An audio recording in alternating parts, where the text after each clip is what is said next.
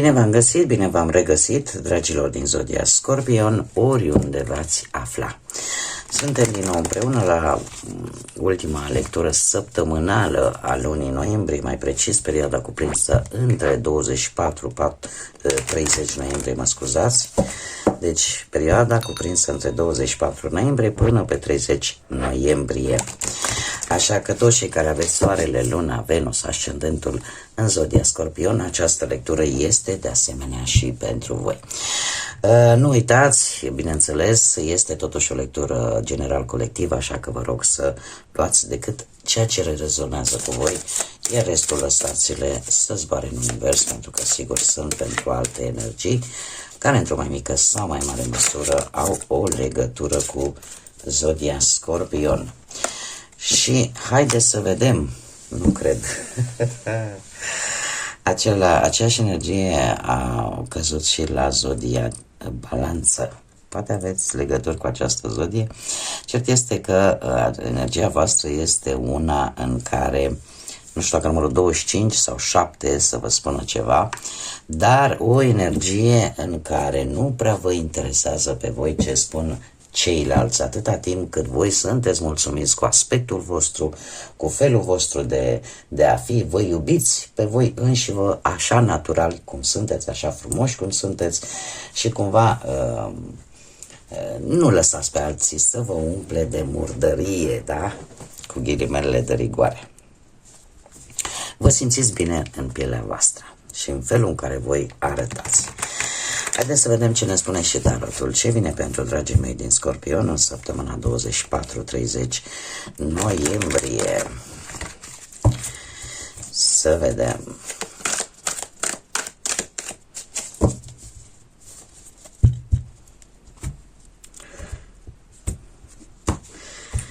Să vedem.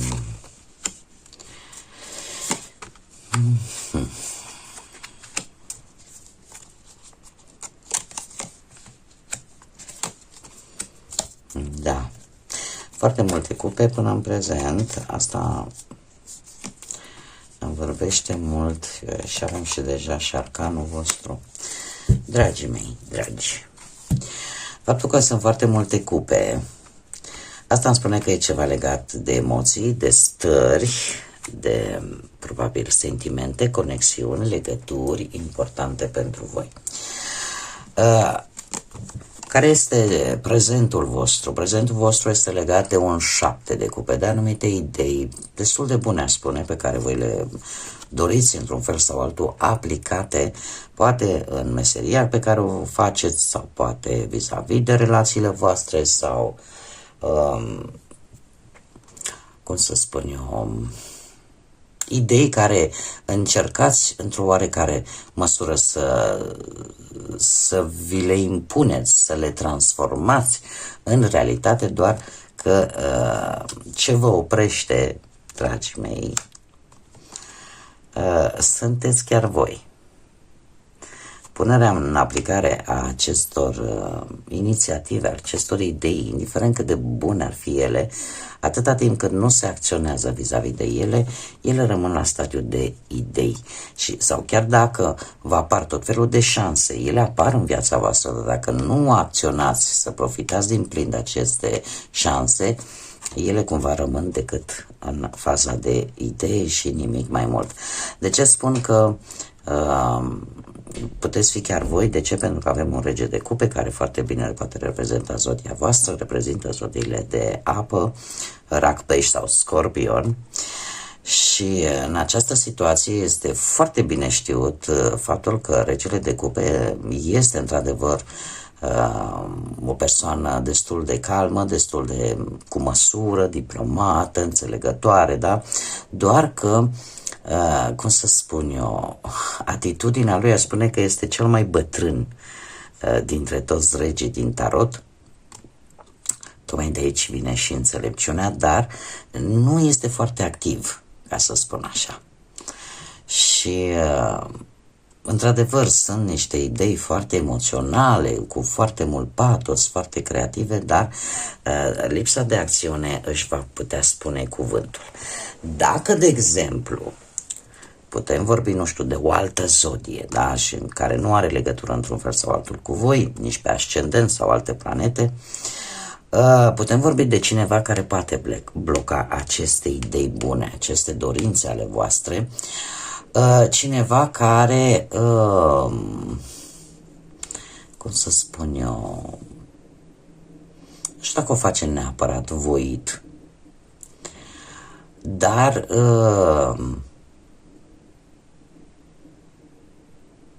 posibil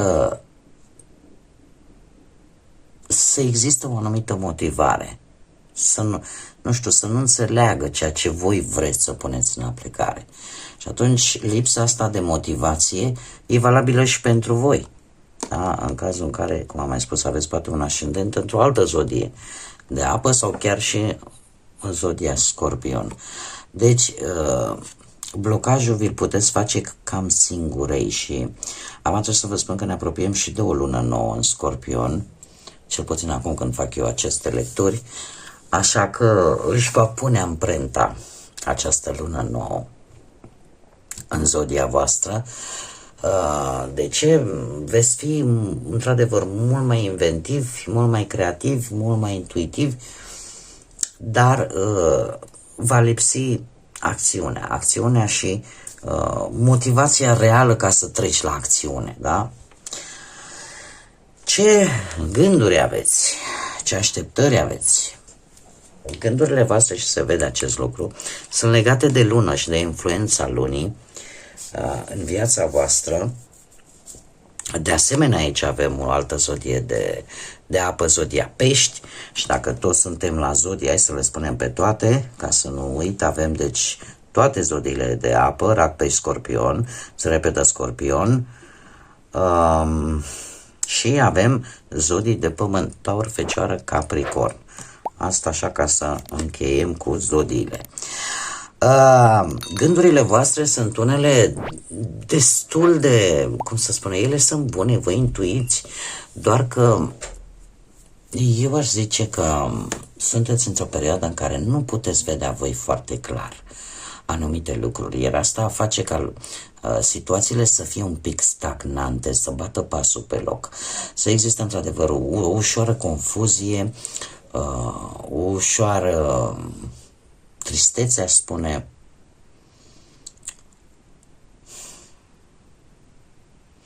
Cumva știi exact ce trebuie să faci, doar că există un soi de teamă, un soi de lipsă de claritate în a nu vedea exact despre ce este vorba. Poate eu aș spune că sunteți într-o perioadă în care vreți să mai așteptați un pic, până nu sunteți siguri de anumite aspecte relaționate cu o anumită problemă, nu treceți la acțiune. Vă ascultați intuiția și nu treceți la acțiune. În schimb, de ce anume trebuie să vă dați voi seama cu 400 de cupe că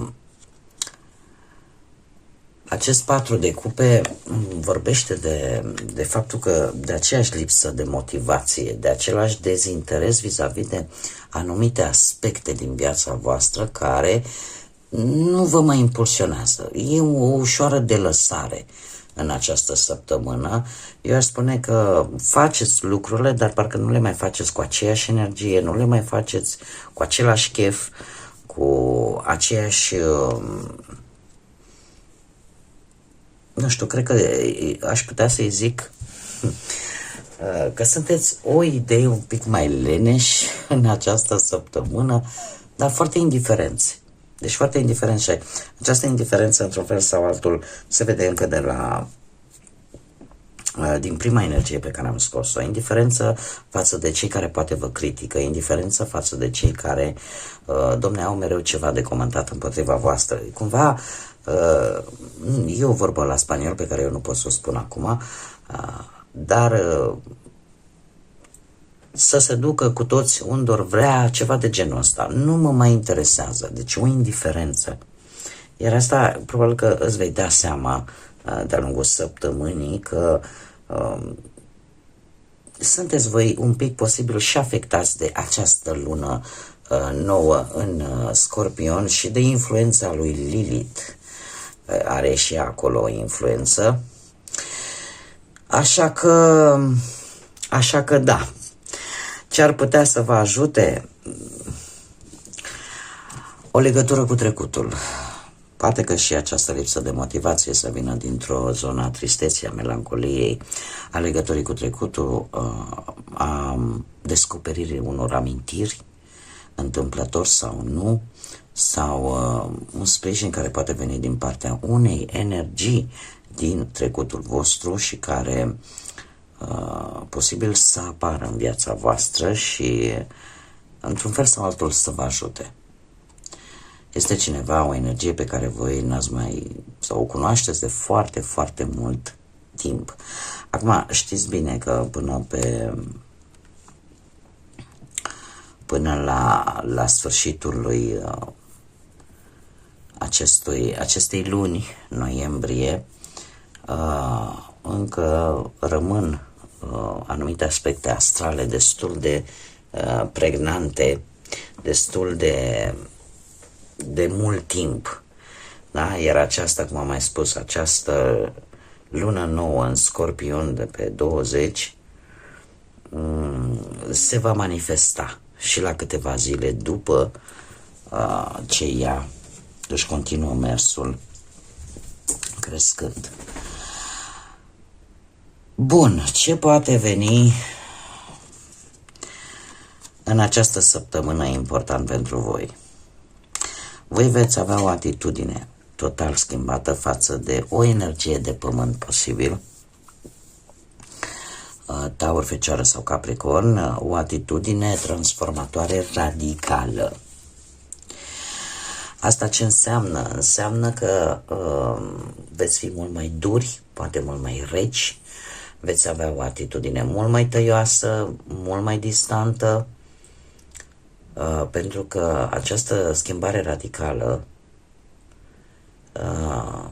cumva vine dintr-o obligație.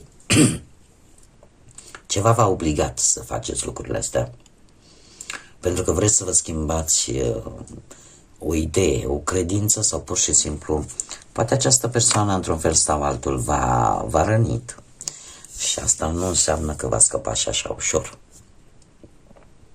Da? Pentru că voi nu veți trece așa ușor peste.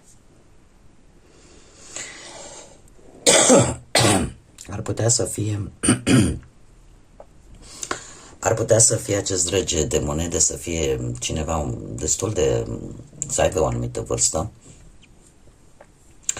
dar care ori nu s-a ținut de cuvânt cu ceva, ori e perechea voastră și cu ceva într-un fel sau altul poate v-a greșit, ori cu care voi ați avut o conexiune destul de puternică, poate atât fizic cât și emoțional, cine știe, sau în domeniul afacerilor. Cert este că voi vă veți schimba radical, vă veți transforma vis-a-vis de această energie. Cum de asemenea, dacă unii dintre voi, de exemplu, poate aveți un ascendent într-o zodie de pământ, Taur, Fecioară sau Capricorn, atunci aș spune că veți încerca să schimbați ceva pe partea asta stabilității materiale, veți încerca să schimbați radical modul în care voi avansați în cariera voastră pentru a urca din punct de vedere ierarhic, veți schimba la modul practic ceva în comportamentul vostru în așa fel încât să faceți, să rezolvați cât mai bine anumite probleme pe care le-ați putea avea. Și în felul ăsta se va obține un echilibru foarte bun între felul vostru de a gândi și între felul vostru de a acționa și de a fi în general. Haideți să vedem acum și ce ne spune acest oracol al pădurii mistice, ce mesaj are pentru voi, dragilor, din Scorpion, care este mesajul pentru dragii mei din Scorpion în perioada 24-30 noiembrie. Opa. Este momentul să acționezi.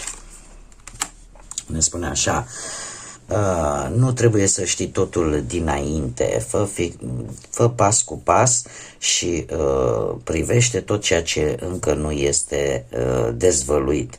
Îi poți face față oricărei drum care ți se va revela, care îți va veni în față. Ești pregătită pentru acest lucru. Este de fapt un mesaj de curaj, să aveți curaj. Se pare că este într-adevăr un moment prielnic de a acționa și de a avansa în același timp, fără să ai teama drumului care ți se așterne în față, pentru că ai capacitatea, ai abilitatea de a face față, indiferent la ce situație, la ce drum ți se deschide. Se pare că sunteți pregătiți pentru acest lucru. Și treaba asta se vede și cu acest arcan major, moartea, care ne vorbește într-adevăr, cum am mai spus, de o transformare radicală care vă și reprezintă, da? Voi reprezentați schimbarea radicală și transformarea radicală. Știți cum e că un scorpion până nu arde, până la cenușă, nu se poate transforma. Cel puțin la unii dintre voi acest lucru deja se vede. Bun, dragilor, cam atât am avut pentru voi pentru această ultimă săptămână din noiembrie. Eu vă doresc o săptămână minunată. Vă mulțumesc că ați fost alături de mine. Mulțumesc desigur tuturor pentru like-uri, comentarii, distribuiri, faptul că vă abonați, sunteți minunați și desigur invit pe toți cei care încă nu ați făcut-o, dacă ați rezonat, dacă v-a plăcut și dacă mai vreți să vedeți astfel de lecturi, nu ezitați, abonați-vă, este gratuit. Eu vă aștept cu mare drag și cu mare interes pe toată lumea. Iar până la următoarea lectură, care va fi lectura generală pentru luna decembrie, eu vă doresc tot ce e mai bun, multă energie pozitivă și, desigur, ce e mai bun la voi să vină. Până data viitoare, numai bine și să fiți iubiți, dragilor!